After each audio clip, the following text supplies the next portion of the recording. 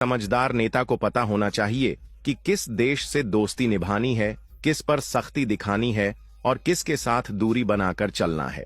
लेकिन ट्रंप ने यह बैलेंस ही नहीं रखा और अब नतीजा सबके सामने है।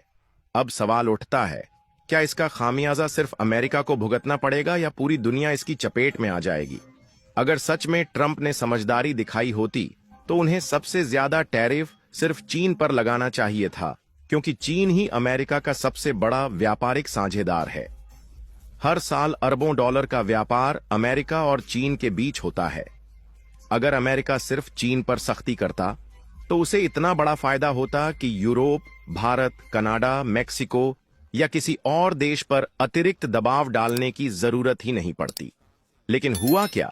जल्दबाजी में बिना किसी ठोस रणनीति के हर देश पर एक जैसा टैरिफ लगा दिया गया। अमेरिका ने अपने ही पैरों पर कुल्हाड़ी मार ली।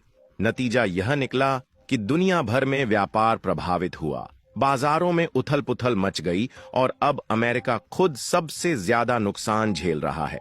अब भी समय है।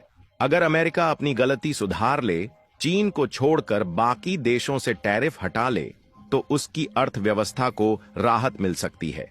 निवेश फिर से बढ़ सकता है, नौकरियों का संकट कम हो सकता है और मंदी का असर भी थोड़ा कम हो सकता है। लेकिन क्या सच में ऐसा होगा? बड़ा सवाल यह है, क्या डोनाल्ड ट्रंप अपनी नीतियों में बदलाव लाएंगे या फिर अमेरिका को और गहरे आर्थिक संकट में धकेल देंगे?